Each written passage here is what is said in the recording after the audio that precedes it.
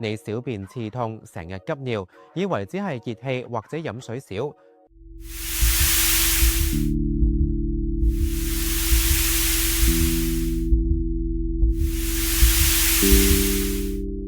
如果同時發燒、腰痛、想嘔，感染可能已經唔止係膀胱咁簡單。歡迎嚟到 Medical Inspire 醫思維，今日我哋用幾分鐘同你拆解尿道感染同腎感染嘅分別。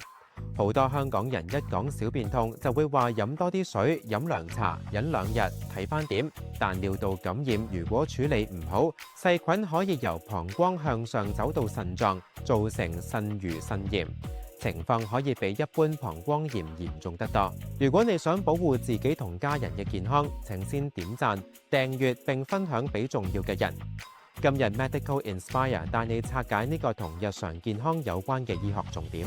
CDC 指出，膀胱感染可以出現小便痛、小便灼熱、頻尿、尿急、血尿、下腹壓痛。如果去到腎感染，就可能出現發燒、發冷、腰背或側腹痛、噁心同嘔吐。香港家庭健康服務亦提到，頻尿、小便痛、尿混濁甚至血尿可以係尿道感染症狀。如果有發燒、腰痛、噁心、嘔吐，就可能提示腎感染。最常見誤解係小便痛等於熱氣。小便刺痛可以有好多原因，包括尿道感染、性傳播感染、陰道或尿道刺激、腎石、藥物或其他泌尿問題。靠飲水或者涼茶未必可以處理細菌感染，尤其係孕婦、男性、長者、糖尿病患者、免疫力低下人士、小朋友或者反覆感染人士更加唔應該拖。尿道感染好多時由腸道細菌進入尿道引起，女性因為尿道較短，比較容易感染。NHS 指出，懷孕、由後向前沒、泌尿道阻塞、前列腺肥大、便秘、導尿管、免疫力低下等都可能增加風險。呢啲因素提醒我哋，尿道感染唔係單純個人衛生差，亦唔應該用羞恥心去掩蓋求醫需要。治療方面，醫生會按症狀、尿液檢查、風險因素同嚴重程度決定是否需要抗生素。唔好自己食剩低嘅抗生素，亦唔好食朋友嘅藥。抗生素用錯可能致唔好感染，亦會增加抗藥性風險。飲水可以幫助一般健康，但唔應該代替正式治療。如果有發燒、發冷、腰背痛、側腹痛、噁心、嘔吐、血尿、懷孕、小朋友發燒、長者突然混亂、糖尿病或者腎病，就要盡快求醫。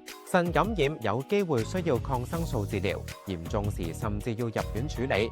唔好用忍一忍去賭腎臟安全。日常預防可以包括足夠飲水，唔好長時間忍尿，排便後由前向後抹，性行為後留意排尿同清潔，避免刺激性私密產品。反覆尿道感染人士應該揾醫生查原因，而唔係每次都自己估同自己食藥。今日重點好簡單，小便刺痛唔一定危險，但如果加上發燒、腰痛、嘔、血尿或者高風險背景，就唔係普通熱氣。越早分清膀胱感染同腎感染，越有機會避免併發症。多謝收睇 Medical Inspire， 唔知大家又有啲咩睇法呢？歡迎喺留言區分享你嘅意見，我哋下次再見。而家我哋見到黃金、比特幣、美股全部都創咗新高。如果你想把握住而家咁強勁嘅市況分一杯羹，呢度就推介一啲優惠平台俾大家，全部都係合法合規嘅。如果大家面對港股同美股而家咁難搞嘅市況，覺得有啲不知所措，想學多啲嘢，又想參考各大股票名家嘅即時操盤心得，可以考慮訂閱 Fortune Insight Prime。另外，你亦可以直接聯絡90後投資經理阿賢，去 description box 填一填張 Google Form 就得。我哋亦放咗個轉數快同 PayMe 嘅 QR code 喺影片嘅左上角，就算喺留言欄或者 caption 嗰度都一樣會見到呢個 PayMe code 同 PayMe link。如果大家覺得我哋啲片做得好，希望可以打賞下我哋，支持下我哋。喺香港生存，一定要知多啲金融黑幕、內幕爆料同埋經濟投資專業知識。現金流有壓力，有個方法教你零成本賺銀行錢，仲可以套現到170萬，利用信用卡免息分期賺積分，再賺埋高達10萬蚊利息。請即刻訂閱渾水財經 Channel Patreon， 樓下 description box 一樣有訂閱連結。面對變幻莫測嘅市況，呢個 channel 特別整合咗命理、稅務、黃金3大支援，幫你全方位佈局理財。首先，透過紹山蘇賺嘅紫微斗數同風水諮詢洞悉天機，趨吉避凶，最後利用明德金融嘅黃金交易平台實踐避險，享受低差價同埋一世免佣嘅優勢。而家經我哋嘅開戶碼開戶，即刻送50美元獎賞，等你喺變局中穩操勝券。希望可以喺呢啲產品度見到大家。